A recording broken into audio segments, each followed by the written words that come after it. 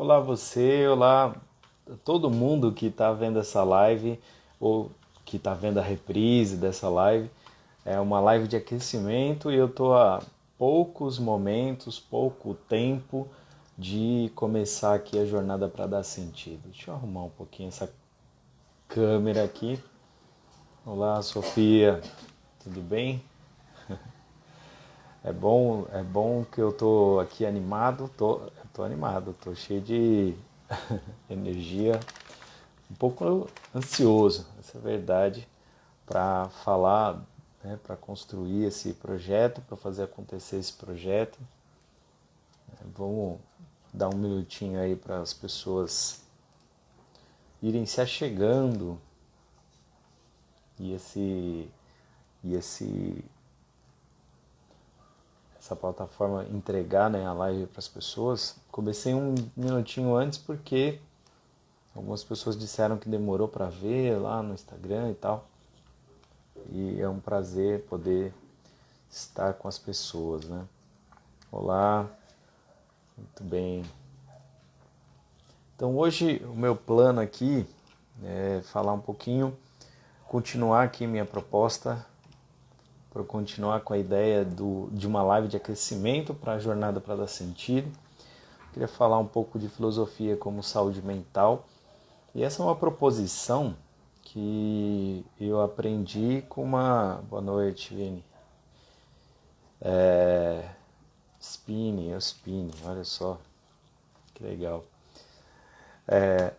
Eu aprendi essa frase aí, ela veio para minha mente, veio para mim nesses dias, uma conversa com uma pessoa.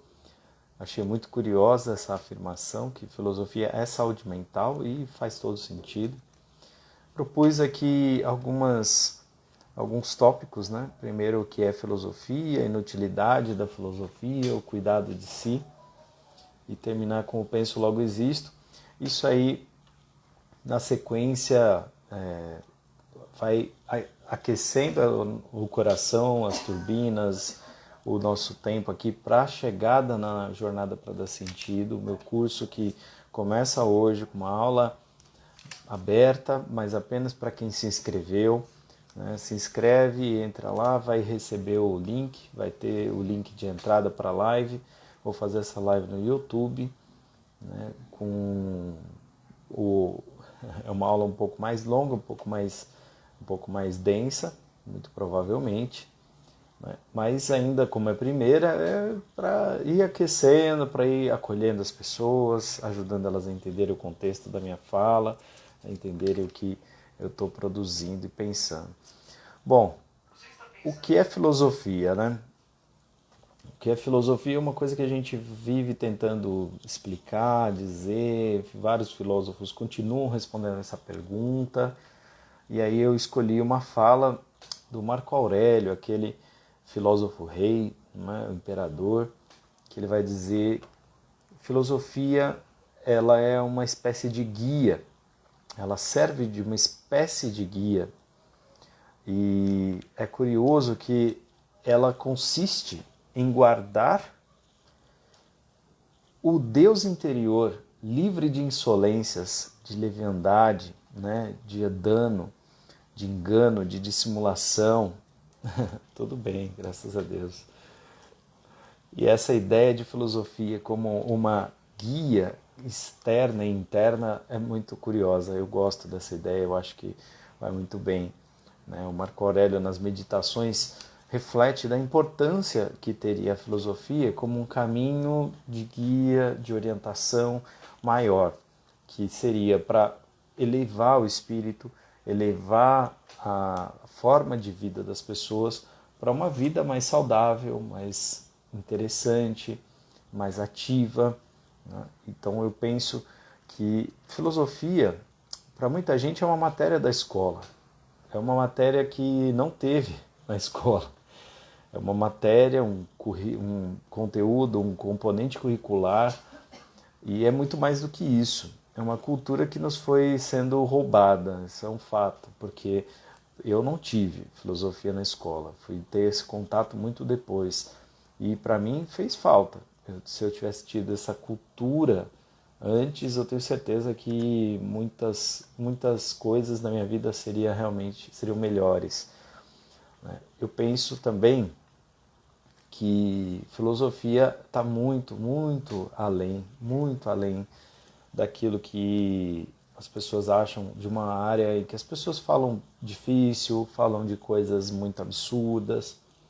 Também tem conceitos difíceis, conceitos hard, nível difícil, porém eu não vejo dessa forma. Eu vejo filosofia como um campo que ajuda a gente a elevar o espírito a partir da racionalidade, a partir dessa característica humana que é a nossa racionalidade, e o quanto isso vai produzir efeito vai depender do quanto a gente se entrega nessa amizade do saber, né? Essa amizade com o saber. E a filosofia para muita gente é estranha porque ela dá uma sensação de ser inútil. Só que aí eu devolvo, geralmente eu e outros tantos pensadores, né? Tem alguns brasileiros que gostam muito de discutir essa ideia, mas tudo bom sim, fala Roma. Imagina que tem algumas coisas na nossa vida que tem muita utilidade. E a pergunta que eu faço é: todas as coisas úteis realmente são importantes? Tudo aquilo que tem utilidade é importante? É necessário? E será que não existem coisas que são inúteis, mas que são extremamente importantes para nós? Eu tenho um pensador que eu gosto muito que fala o seguinte: qual é a utilidade do amor? Do ponto de vista prático, do ponto de vista do efeito prático.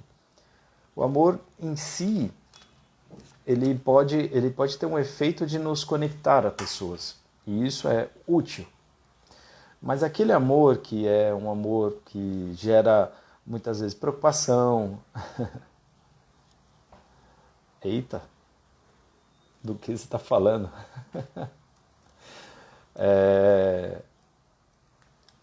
O amor que realmente, né,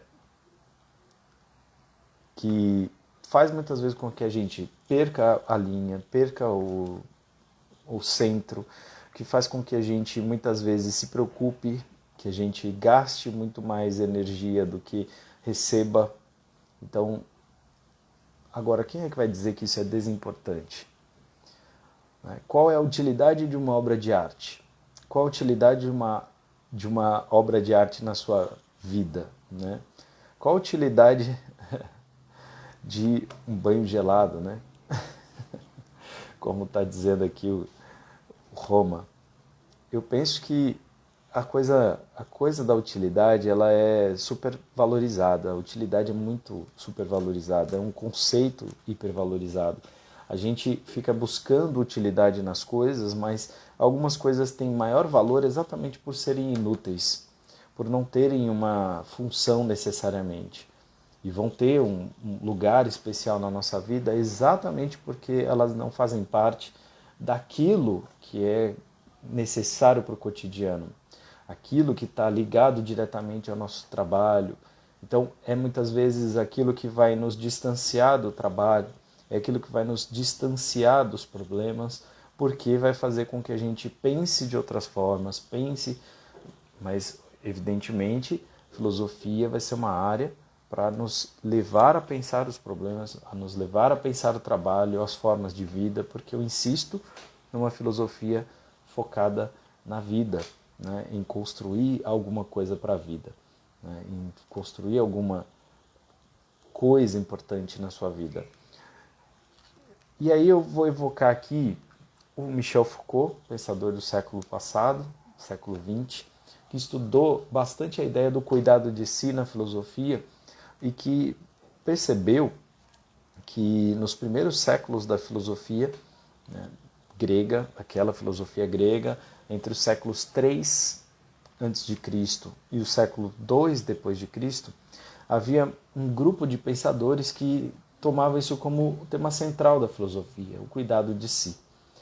E esse é um tema extremamente atual, extremamente importante para nós hoje, e isso é antigo já, e foi sendo esquecido porque a gente entrou numa forma de sociedade que não liga tanto para esse cuidado com a gente, para o cuidado com o nosso ser. O cuidado de si, ele faz parte de um conjunto de preocupações de algumas escolas, que estava ligado muito à ideia de felicidade, mas não essa ideia que se vende no Instagram, não essa ideia que se fala muito de acúmulo de experiências, nada disso. É outro tipo de ideia, a ideia de uma consciência ou de uma forma de vida, né? Não se encontrará nos filósofos projeto para uma legislação coercitiva e geral dos comportamentos, né? No sentido de que ele vê que os filósofos tinham o papel de educar, sem, no entanto, constranger. E essa era uma diferença clara entre as filosofias e as religiões, porque as filosofias daquele momento tentavam educar sem constrangimento, sem violência, sem restrição, o que pode ser algo muito interessante, né? Pode ser uma forma muito interessante de enxergar as coisas, né? Do ponto de vista do cuidado, ocupar-se consigo mesmo, naquele momento, tornou-se, de modo geral, o princípio de toda conduta racional em toda forma de vida ativa que pretendesse efetivamente obedecer ao princípio da racionalidade moral. A inquietação a ocupar-se consigo mesmo alcançou, durante o longo brilho do pensamento helenístico e romano, uma extensão tão grande que se tornou, creio, um verdadeiro fenômeno cultural de conjunto. Foucault em Hermenêutica do Sujeito. Então, o cuidado de si, naquela época, era muito importante e, em especial, por uma razão que nos aproxima daquele momento histórico. Eles estavam vivendo um momento de crise, de transformação profunda das estruturas da sociedade, muito parecido com o que a gente tem vivido. Nós estamos num momento de transgressão enorme das formas de relação, a entrada no mundo digital, das redes sociais, do relacionamento virtual, mexem com o modo como a gente se relaciona com a vida, com o ser humano, com as coisas. Essa pandemia, ela alça a um nível absurdo toda essa preocupação, toda essa questão. A gente tem visto um redimensionamento das preocupações políticas, das questões políticas, do envolvimento das pessoas com as questões políticas, muito parecido com o que aconteceu na época em que o helenismo, na época em que essa filosofia do cuidado de si se tornou mais comum. E aí eles entendiam claramente que fazia parte, né, de uma proposta de uma vida mais saudável, de uma construção de vida mais saudável. Então, o Isócrates, no século IV a.C., um pouco antes disso que eu estou falando, declarava, por exemplo, que os egípcios, né, eram mais saudáveis e que eles tomavam a filosofia como um treinamento para a alma. Da mesma forma que faziam exercício físico, da mesma forma que eles faziam treinamentos físicos rigorosíssimos e dietas até rigorosíssimas para serem homens mais fortes, pessoas mais fortes, eles treinavam a filosofia para terem o espírito mais enrobustecido, né?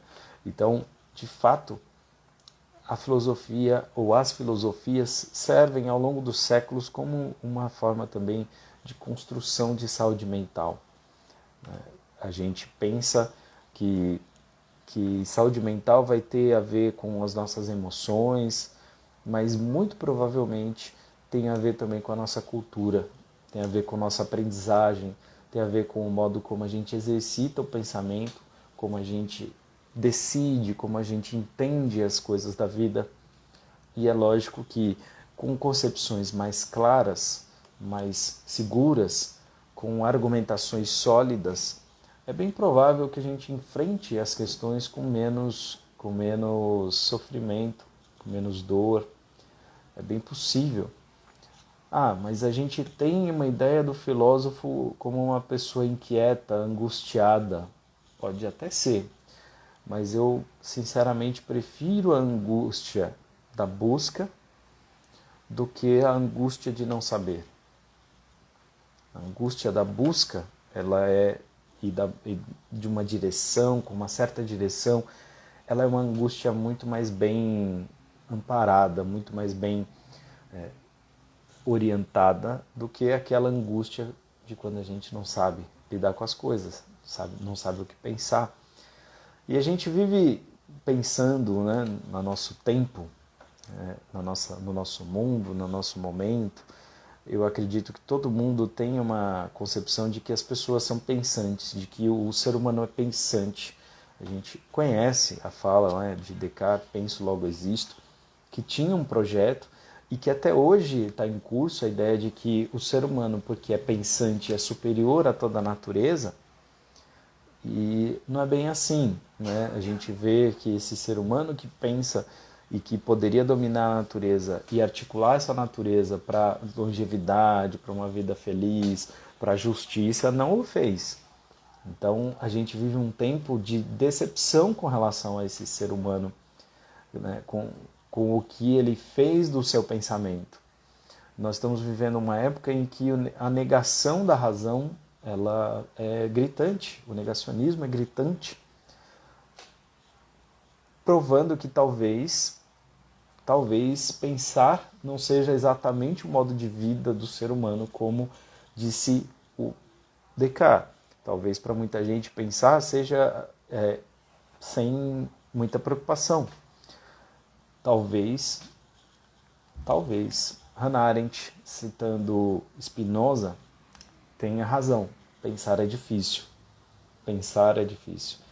Que nem todo mundo pensa com clareza, com facilidade, e talvez a gente precise de uma educação para o pensar. E talvez uma forma de pensar que esteja ligada a essa consciência do cuidado de si, do cuidado com o outro, do cuidado com o mundo, uma filosofia que possa ser uma espécie de saúde da mente, saúde da razão, do pensamento.